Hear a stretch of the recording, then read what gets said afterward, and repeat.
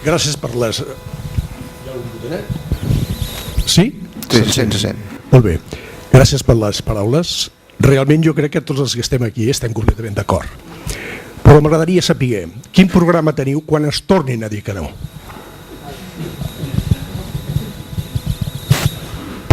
Molt bé. A part de la pregunta, alguna més? Jordi. Que contestarem amb, si et sembla, Oriol, de 3 en 3 i així ens... Bona nit. M'agrada molt que el president del país ens parli de dret a decidir, cosa que feia molts anys que no se sentia. Jo trobo que això del pacte fiscal m'agrada molt, però trobo que falla el primer, pacte. Pacte significa que les dues parts tenen voluntat d'arribar a un acord. En Espanya no hi ha res a fer. L'Estatut hem estat 8 anys generant una il·lusió col·lectiva que ens han dut a una paret i a una frustració col·lectiva que encara hi som. I em fa por que el pacte fiscal sigui el mateix. 8 anys en el Parlament treballant, moltes reunions fins a la matinada, per arribar a Madrid i et diran de sonada monada. Perquè en Espanya no hi ha res a fer d'aquesta forma que anem, amb el lliri a la mà. No, quan arribem a Saragossa ja ens l'han tallat. No hi ha res a fer en Espanya. Hem de buscar la manera democràtica i pacífica, com som nosaltres els catalans, de fer un tracte fiscal, no un pacte. A Espanya no pactaran res. El llop i la gallina mai pactaran. La gallina s'ha d'escapar i amagar els seus ous i el llop intentarà menjar-se la gallina sempre que es pugui. Això, aquí hi ha una fase d'il·lusió que ens ja l'hem viscut amb l'Estatut. Aprenguem la lliçó de l'Estatut, sisplau. Gràcies, Jordi. Una pregunta, no? Sí? Aquí?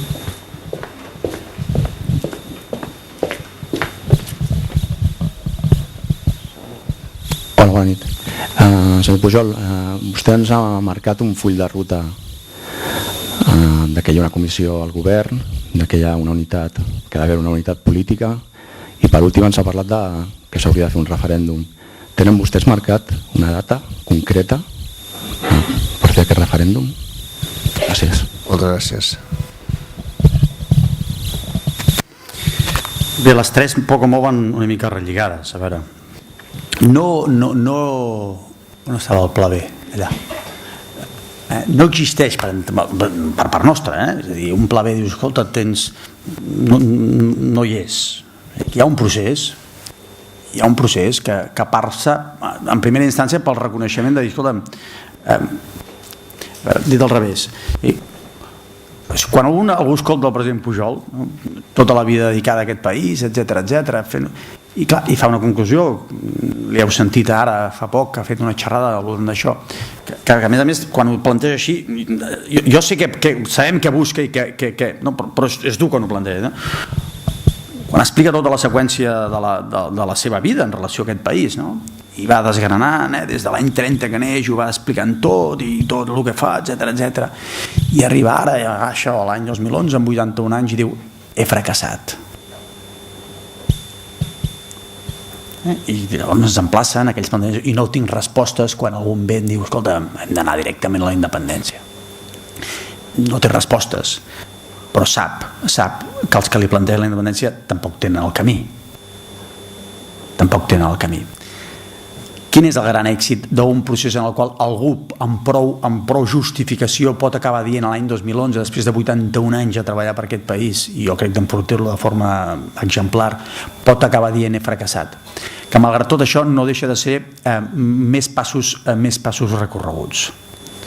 No t'agradarà el que et diré, però no hi ha un pla B perquè a parer nostre el que cal és anar fent els passos. Potser semblaran lents, però són sòlids i ferms.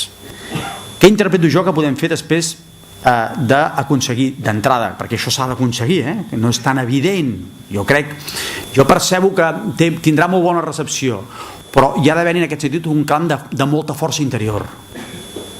Per tant, els passos és poder escenificar, i això té a veure amb el resultat electoral, però no només, molta força interior. Dit ras i curt, si el Partit Popular fa un magnífic resultat a Catalunya, tenim un problema. Per molt que traguem pit, tenim un problema, perquè farà l'antítesis del discurs del pacte fiscal. Per tant, molta força interior. A partir d'aquí, negociació política. Agradarà més o menys, però aquest és part del trajecte i per entendre'ns de la justificació. Pot sortir bé, pot no sortir bé. Altres vegades hi havia coses que eren impossibles.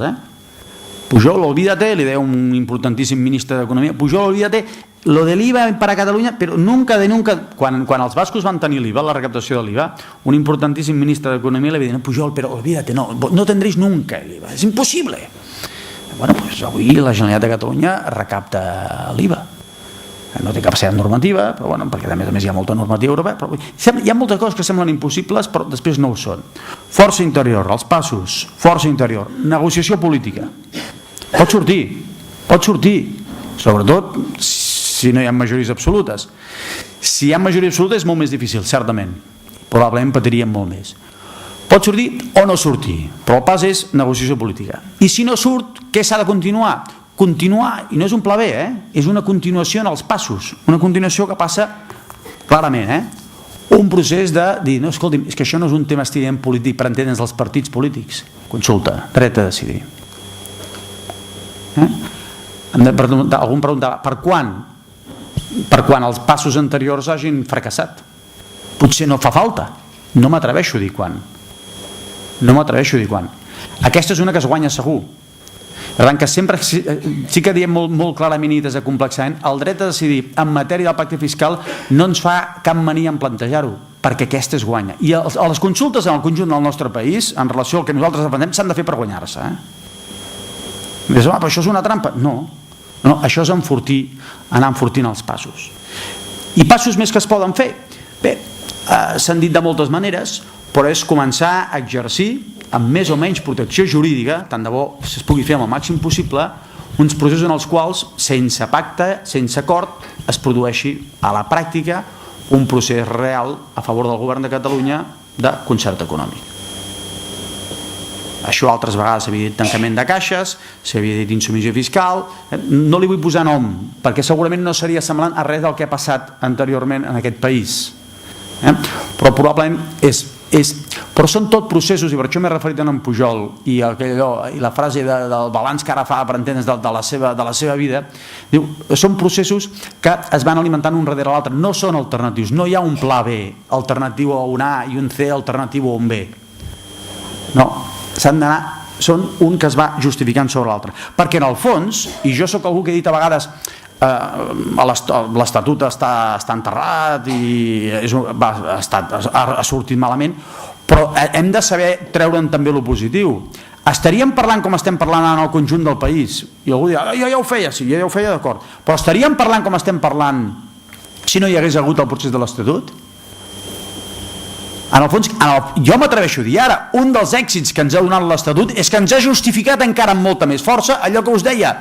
Hem de poder reconèixer en el seu moment un error. A l'Estatut estàvem parlant de diners i alguns d'allà ho sabien, però nosaltres el vam embolcallar no sé quants articles, no sé quants preàmbuls, un rotllo patatero.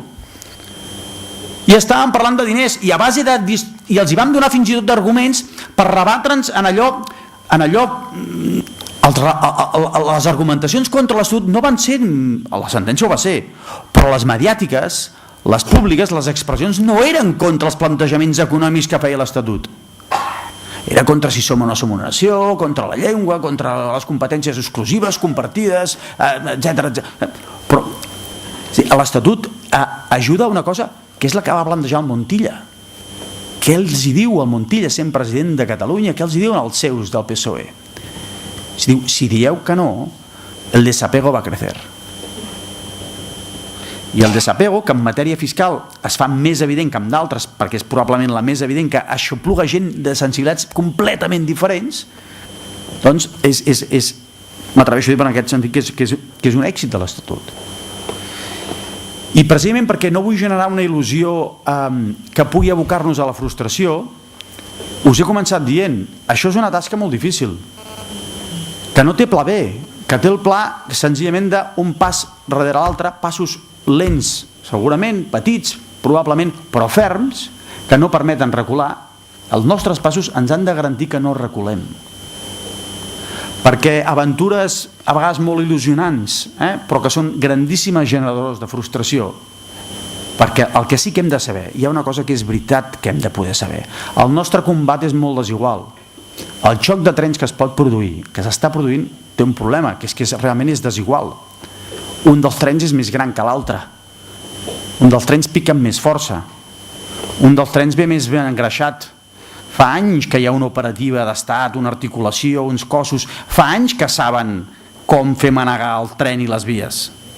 El nostre és un tren més petit, més voluntariós, amb menys experiència, per entendre'ns, d'administració, però malgrat tot és un tren que té el país, que el té. El xoc és desigual.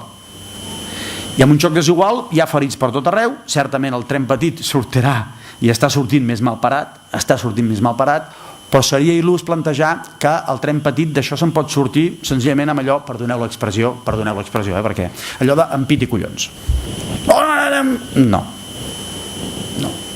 Llavors aquest és un discurs segurament menys abrandat, menys il·lusionant, que continua sent molt de tocar de peus a terra, perquè la realitat del país és complexa, però estem convençuts que és el que cal fer i que no té marxa enrere, perquè si manifestem clarament, diu, què aneu a fer a Madrid? Quina és la política catalana els propers anys a Madrid? Anem a parlar de diners. Quan havíeu sentit això? Anem a parlar dels nostres diners. D'alguna cosa més? Sí, segurament sí, principalment dels nostres diners. Hi haurà possibilitat d'entesa, d'acord? Pot haver-hi, per què no? Sí, però vol dir, qualsevol acord, qualsevol entesa, etc., passarà perquè el problema català, els diners, està resolt. I com que no fiem, vol dir que està resolt. No, haremos una llei... No. I és al voltant d'aquesta actitud que intentem transmetre el canvi de tarannà, perquè ens ho reclama el país, perquè creiem que hi ha una oportunitat i perquè és que altrament és que no tenim un altre pla.